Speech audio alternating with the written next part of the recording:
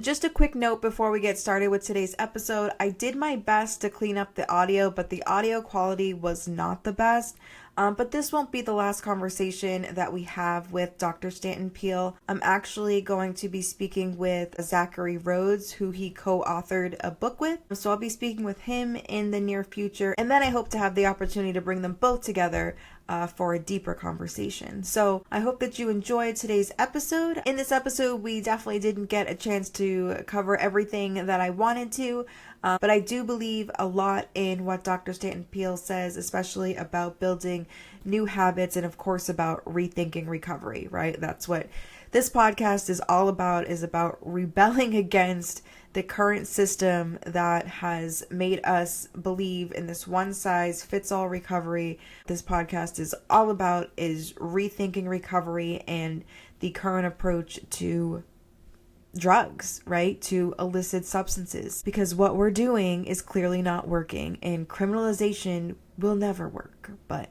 here we are, right? All right, enjoy today's episode. Hey everybody, welcome back to the Recovery Rebellion. My name is Tara Grace, and today, I can't even believe it, but I have the great honor of talking with Dr. Stanton Peele. I actually recently just picked up this memoir here. This is A Scientific Life on the Edge, My Lonely Quest to Change How We See Addiction, which is crazy because nowadays, I'm sure what you've seen is there's been a big uptick. Like suddenly this is a really popular subject, but there have been some people who have been paving the way for years solo. So what has that been like? Well, I want to talk to you about how thoroughly we have really revised our views of addiction.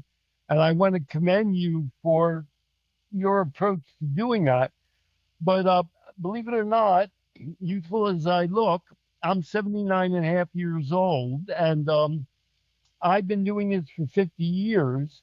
And in my memoir, I describe points in my life where I was totally derailed from I have a family, from practicing and speaking in the addiction field. For example, I was invited and then banned from the University of Texas Summer School on alcoholism study. And after that, I forced them to reinstate me.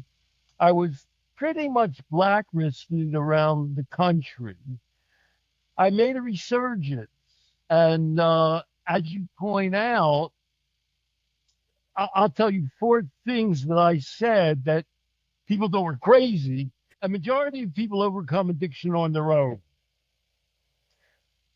Addiction cannot be limited to strictly heroin or opioids or drugs. There's no way you can define addiction so as to exclusively limit it to one little bit of the universe. Treatment for addiction that we popularly use, and this is obviously where I've gotten in a lot of trouble and where you've had a little maybe conflict yourself, does nothing as much as undercut people's abilities to naturally outgrow addiction. And finally and lastly, our whole approach to viewing drugs and substances as alien creatures that infect us, which is sort of both the underlying model of the disease approach and the medical approach, in and of itself, by creating you and your possible problems as being some inescapable force of nature, actually does more harm than good. And let me just prove that. I mean, AA was created, and its big book published in 1938, and around 1939 it went public. Who in the world thinks that we've solved or even improved substance use problems since then? Let's say 1955, everybody accepted AA. It was the go-to thing, and they started having television programs. In the 1980s, we went Betty Ford, where we decided, you know what we should do with our government money? Instead of investing in education or housing or health, let's create more residential inpatient or IOP treatment centers. And so, as a society, we diverted our attention from the human being and the human dilemma of addictive problems into a fake uh, uh, curtain that said, well, look, we'll create more 900 numbers. We'll create more treatment centers. And that shows how much we care about addiction. Oh, well, so what if we got more drug deaths, multiple more drug deaths now than we did 20 years ago? What the hell? But we're got more people in treatment and we're giving people more treatment drugs. So I'm going to ask you some questions, Sure. but I want to preview uh, one point of I managed to be unpopular for half a century, and I'm still, even among people that sort of turn to me, I'm equally still in many ways unpopular among harm reductionists, and I'll tell you why. But let me tell you why I am glad to meet you. This is our first time meeting. When you try and change something, there's two ways to go. You can try and accommodate people and gently talk with them. I hope so, sashaying them over to a change point of view.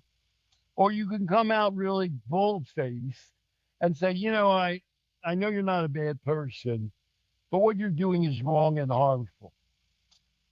And why I'm you're a little bit of my hero is you don't pussyfoot around. You don't get out there and say, okay, I know you're nice. God bless you. Blah, blah, blah, blah, blah.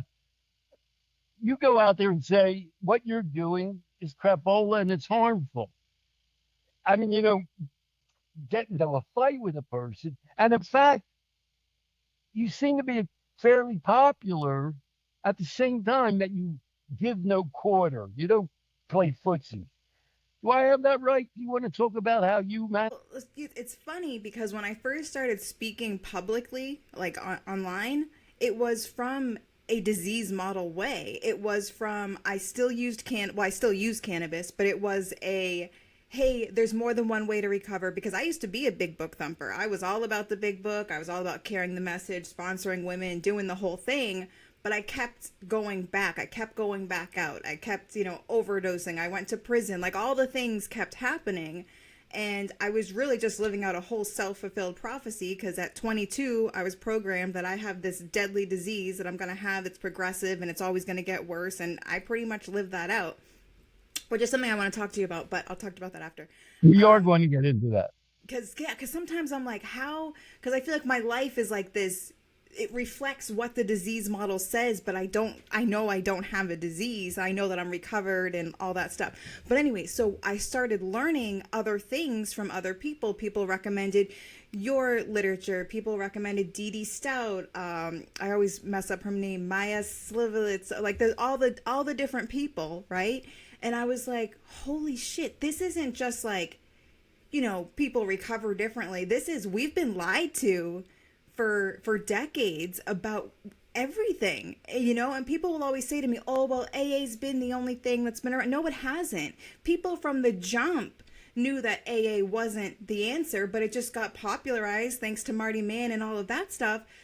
But it was just a whole experience. So I think that I kind of can do it gently because I've been the person who, if I saw myself pop on the screen, I would have been like, this lady's gonna kill somebody. Her message is deadly. So I can understand where people are coming from because I've been that brainwashed, But I mean, I still get plenty of hate. People I still. know.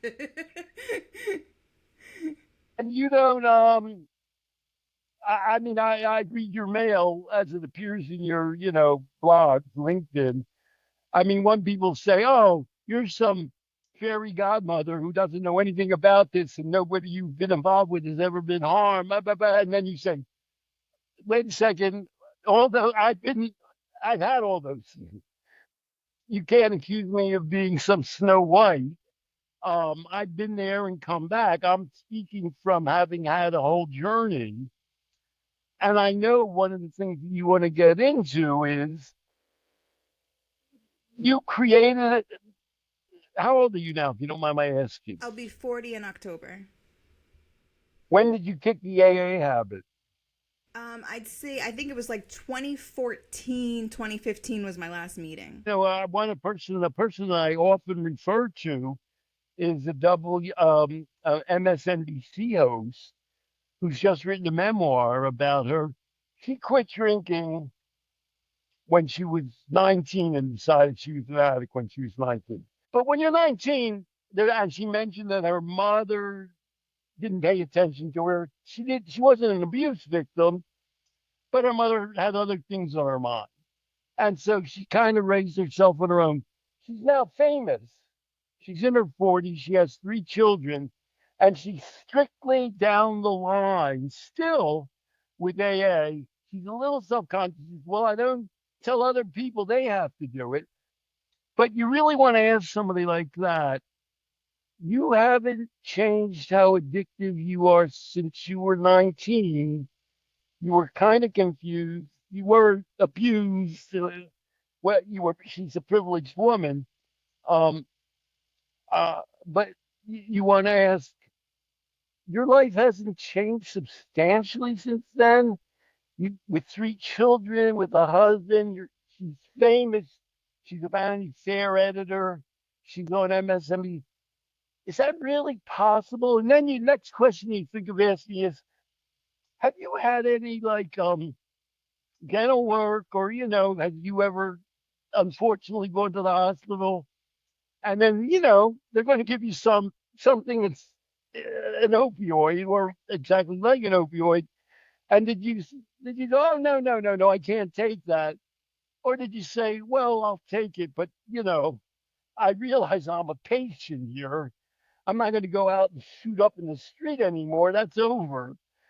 Um, and people can't honestly, they don't know how to answer that. They, on the one hand, yeah, well, famous people like Maya Salovitz, she went through a 12-step program like Betty Ford.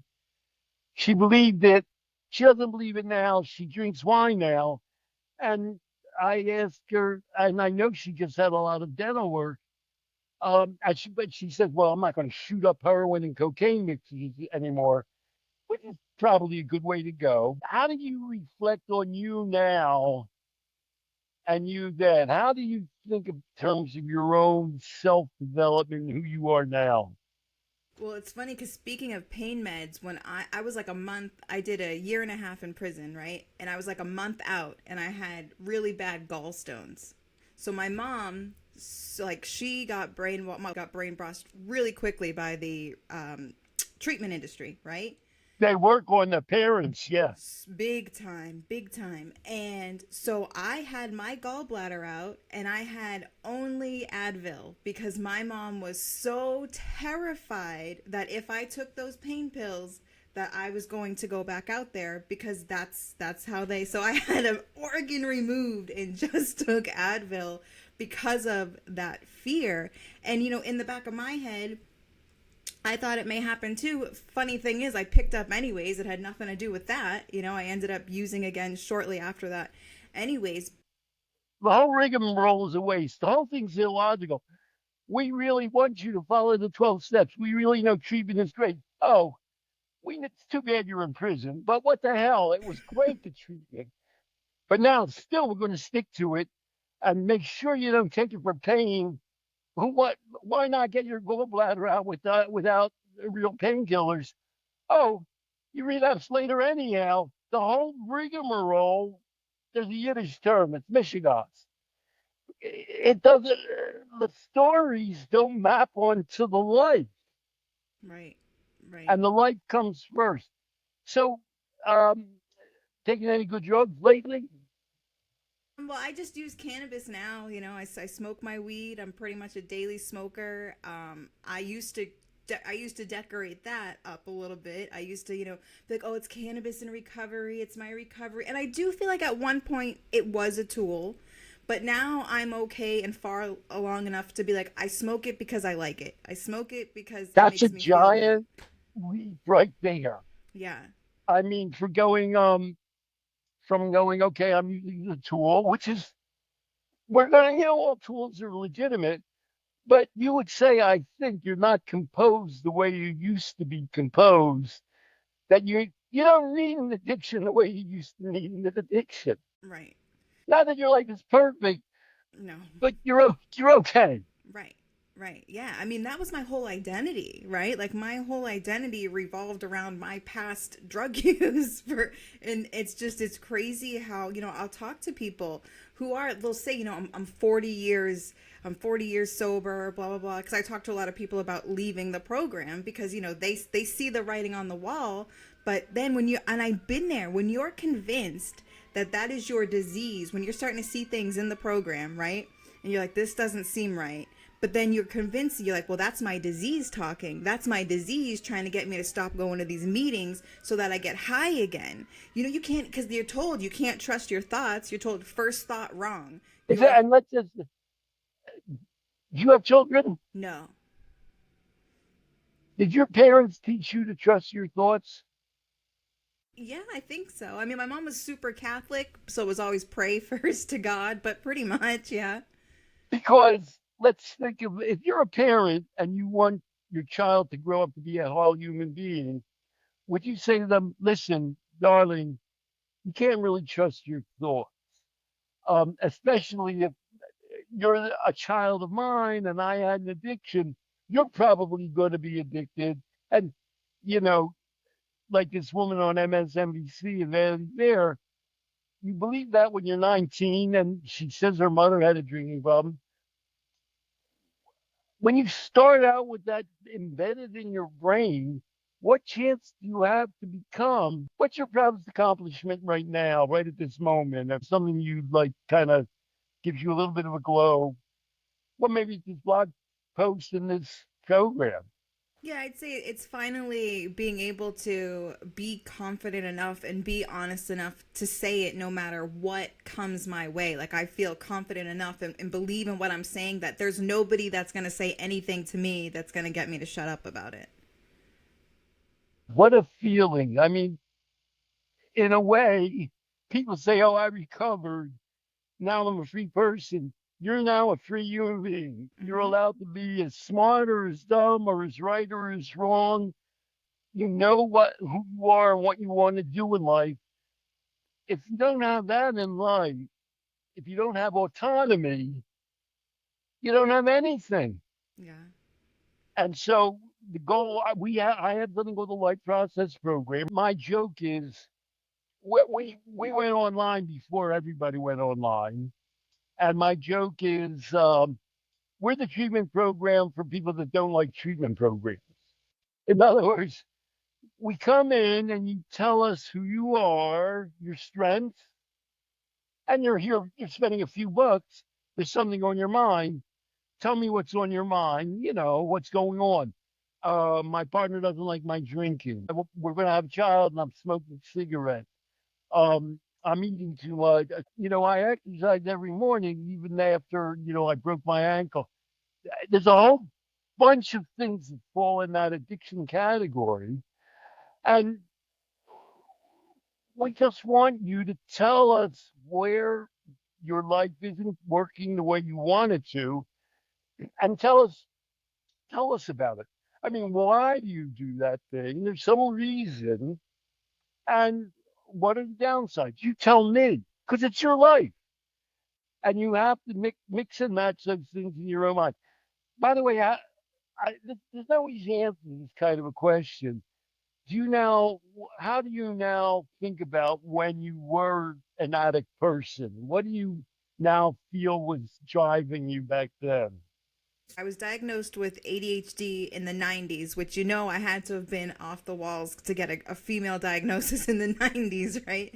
So I believe that's what it was. I was never good at anything, right? I was never good at school. I was never good at sports. I went to really good school systems in Belmont, Massachusetts. Everyone was going to college. Everyone did all these extracurriculars, all this stuff. And I always felt like I sucked at everything, right? Well, the first time I started drinking and smoking weed, it was seventh grade summer going into eighth grade. It was finally something I was good at, and it made me feel good. And I liked it. And I liked the way that I felt. And I liked that I could drink more than my friends. It was finally something that I felt like I was in first place in. My senior year of high school, started doing Oxycontin.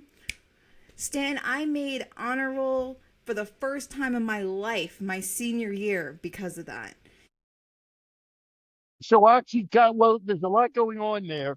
I mean, I talk about an addictive experience does something for you.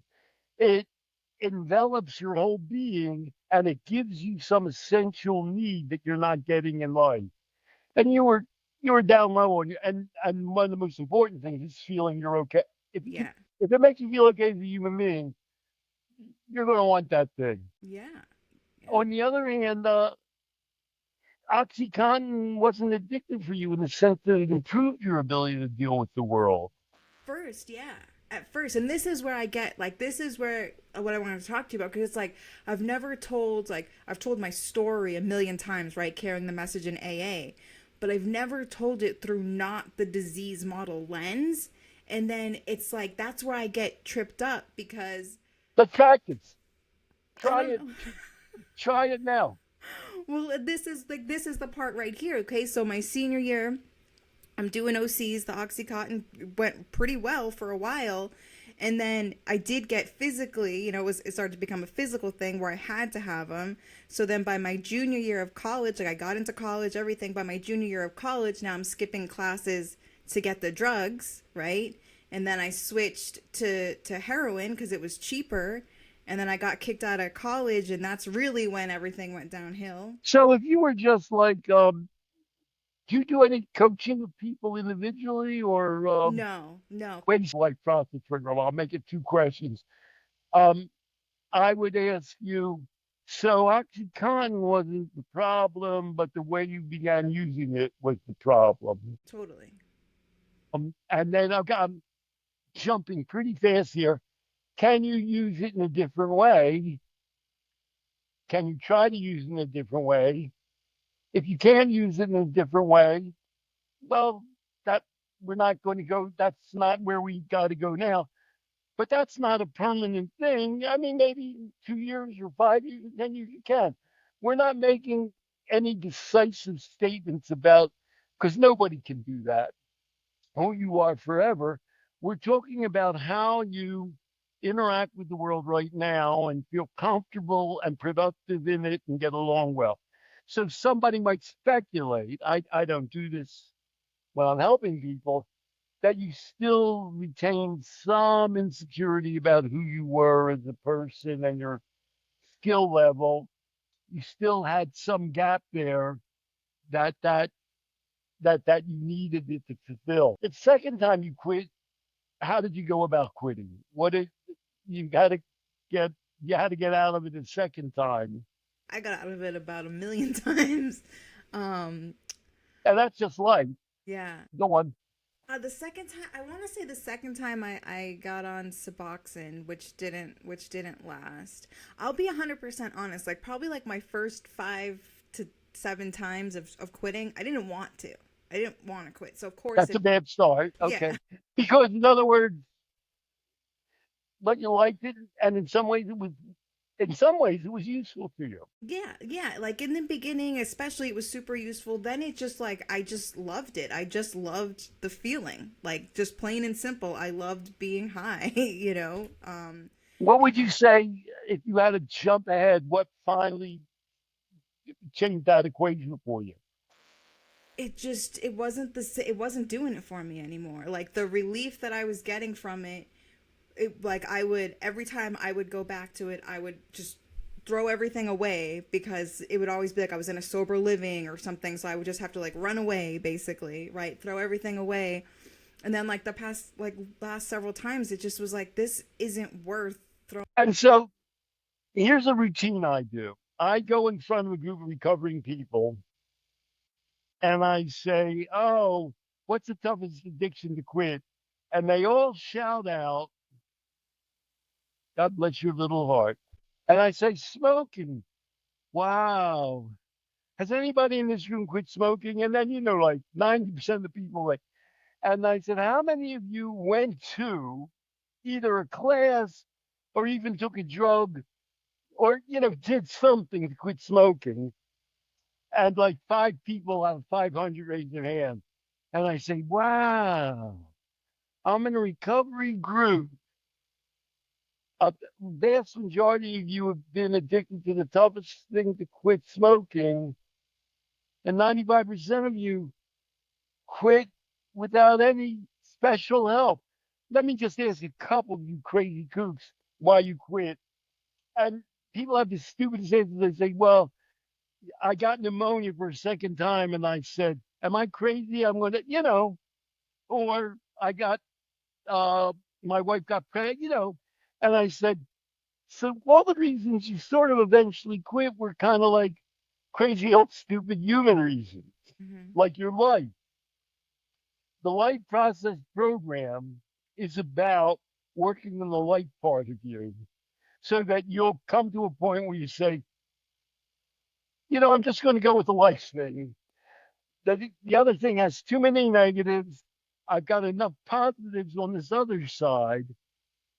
Now I'm going to take a dive and go that way, which doesn't make such good reading. I mean, it's not much of a story like your story.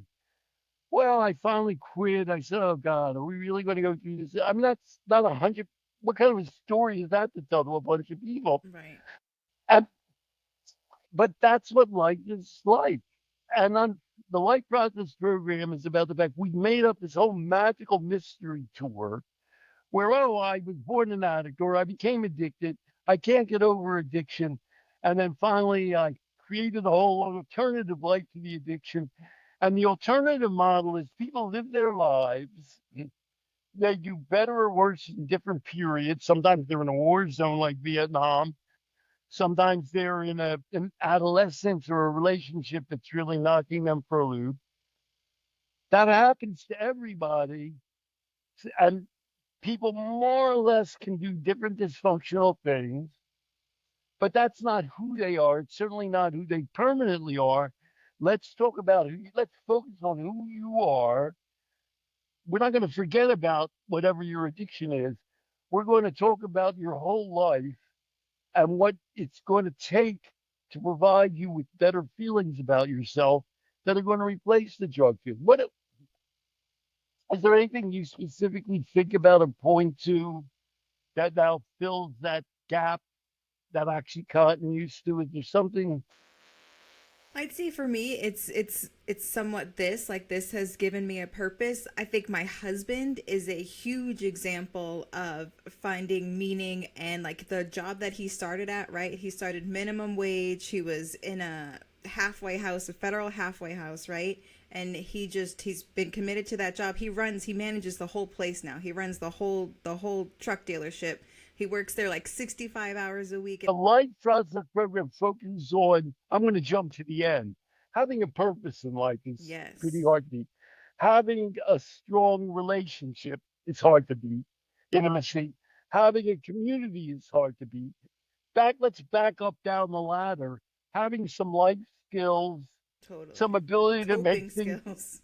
coping skills, but coping both with life and having some, well, I do something pretty darn well. You know what I mean? Your Yeah. husband says, I'm okay. You know what I mean? I'm good. Not to get conceited.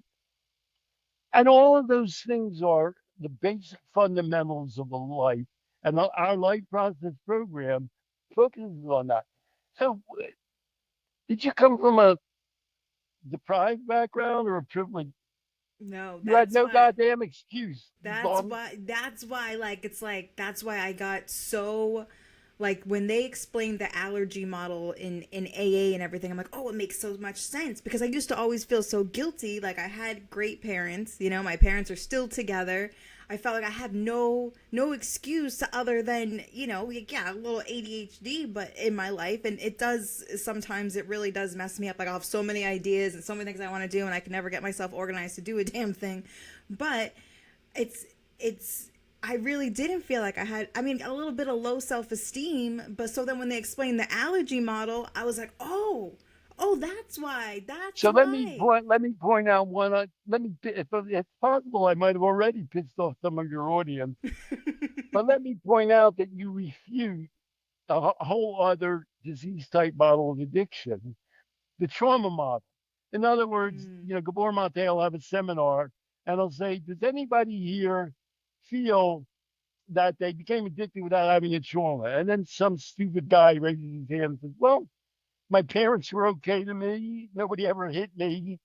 Um, I had a good home life. I lived in a pretty good neighborhood. And then Gabor Mate cleverly says, were you ever bullied in school? And then the answer to that is, well, everybody was sort of bullied in school. And then he goes, did you tell your parents about that? And he says, well, no, I didn't really want, boom, you were traumatized. In other words, so you're now refuting a disease model. Before you got there, you had to confront the trauma model, which was, what the fuck's the matter with me? I wasn't even traumatized. Yeah, and that's And a I got, big one. I feel like a lot of people that do kind of refute the disease model, they kind of, trauma. Well, it's trauma. It's because, people, and I don't think that's, maybe it's for some people, but I don't think it's that either. you and I have pretty similar instincts. We come from a little different background, a little different era and age and gender. But your bullshit instincts, you're thinking, does this really explain things? You're kind of grassroots common sense. We're in the same ballpark. But when you say you manage to do these things without overly pissing people off, is that a fair statement? No, people get pretty pissed. How do you deal with somebody who starts laying a trauma trap on you? You're not a helper, specifically. But I mean, what we're thinking is, okay, there's something in business called zero base accounting. And what that is they say, all the things that we figure out in the account, let's just start at zero and add up the expenses and the benefits. Let's throw out all of our books. And that's sort of what we want to do. They say, okay, you're bad. You've done bad. Well, we never say you're bad. Some things haven't gone well, but of course, some things have gone well. You've had successes and all like that. But our game is, you've come to me and you're age 40 or 30 or 20. We're just going to try and work the best way we can going forward. It's not going to be perfect. And our only goal is that it is better than it used to be and that it improves. Ain't much, but that's all that any human being can get in life. And so I can piss off trauma people as well as pissing off all across the people. Now, let me just, we're getting a little bit close to the end. How I piss off all the drug policy reform people. Yeah, I want to hear about So that. in 'Cause it doesn't October make of sense 20, to I me. know kind of a lot of the important drug policy reform people. Sure. I've known Andrew Kutarski forever. So in October of 2017, he had a big workshop congratulating people on how great we're doing with harm reduction. 2017 was close to the peak of the new drug death seminar. You know what I mean? And so they had six prominent people get up, and all of them presented a table. All of them, and they deny this now, were in favor of eliminating prescriptions for painkillers. That was one big thing they were all doing. Harm reduction was? See, they deny it now. Every one of them. The New York City Council, people that I've known my whole life, they would put up a table. We've cut back painkiller prescriptions in New York City. And then Andrew was, I'm known as a troublemaker. So what I was going to say is, Every person here has put up a table about how great the work they're doing is. For example, eliminating painkillers. And everybody here in 2017 is pointing out that drug deaths have increased in New York City, New York State. What are we congratulating ourselves for?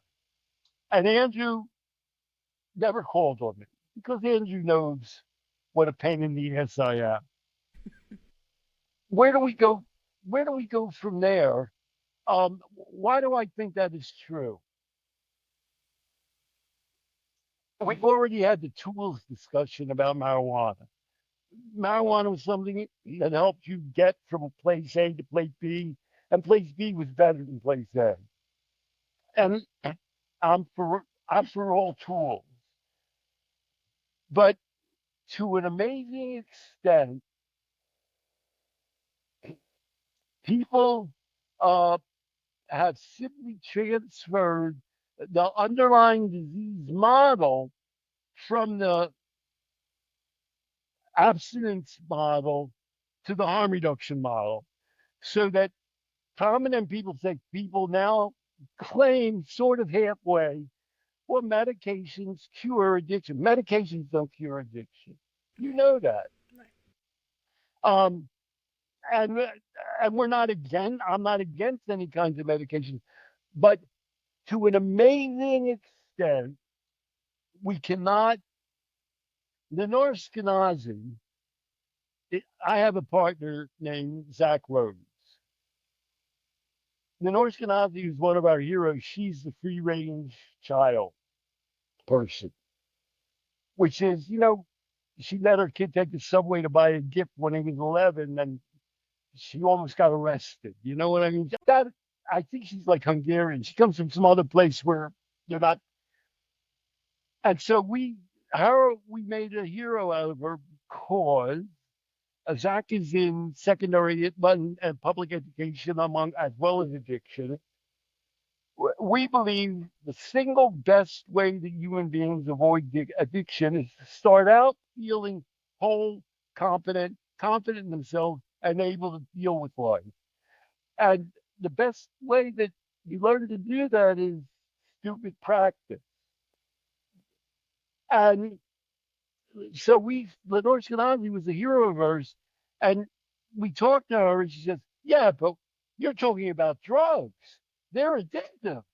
What I do, encouraging people to feel fully adapt and deal with life, that doesn't help." So she has an article in the Atlantic this month about the dangers of social media. She says that's more prevalent for kids, everybody knows this, than ever before, because kids are sitting in their house, they're afraid to go outside, their mother's afraid you're going to get kidnapped and raped. And so they have lost the ability to deal with the world and gain real world satisfaction. And she doesn't use the word addiction in her article. Mm. And my friend, my colleague who I've told you about, Zach Rhodes, he's more like you. Zach writes her, he stays in touch with her. And he said, well, you don't use the word addiction, but that process you're describing is addiction. Mm. When you can't deal with life and gain satisfaction from it, you turn and throw yourself into something else. And that something else becomes addictive. And she more or less had the same reaction she already has. Wait a second, you're talking about drugs. They're addictive. So when I talk about all of the contributions I made, I mentioned four, I think. The fifth one is addiction is not about drugs. Addiction is about your life, your ability to deal with life, your welcoming life, your relationship, your sense of purpose, and your view of yourself. And the worst sin you can create, to me, I can't deal with this. I never could say to a person, oh, well, you're an addict, you're going to be addicted for the rest of your life. I could never say that. But I could never say to a person, oh, here, take this methadone. If you ever get off the methadone, you're just going to go back and be a heroin addict. I could never say that either. And so I, you may socially adapt yourself. Well, maybe, maybe not. I'm 79 and a half years old. Uh, July 8th, somebody pointed out, was my halfway birthday for the year to my 80th birthday. I'm still managing to go out there and say to people, you're not thinking about addiction the right way. That drug deaths and addiction will continue to, as it's overwhelmingly doing with social media, as long as we don't allow and enable, as individuals, as communities, as a society, people the opportunity to experience life fully, to test life out, have failures. Did you get to fail when you were a kid? Did I fail? Yeah, I failed. Did you go out in the street much? Did you have a street life? Yeah, yeah. Did you play ball with other kids or whatever the hell they did? Yeah, I mean, I played a lot with my cousin, but yeah, I mean, I was very social. It was school that I sucked at, but social life I was good at. Do you think you're smarter now than you used to be? But yeah, How did you get smart? How did you get smarter? I think I care more now, you That know? helps. Yeah, I think Um, I care and I'm interested more. Before, I think it's like one of those things like you feel like you're stupid, so you're not going to try. I can't boast about my role as a parent. I have three kids, all of them graduated college, and all of them are highly successful.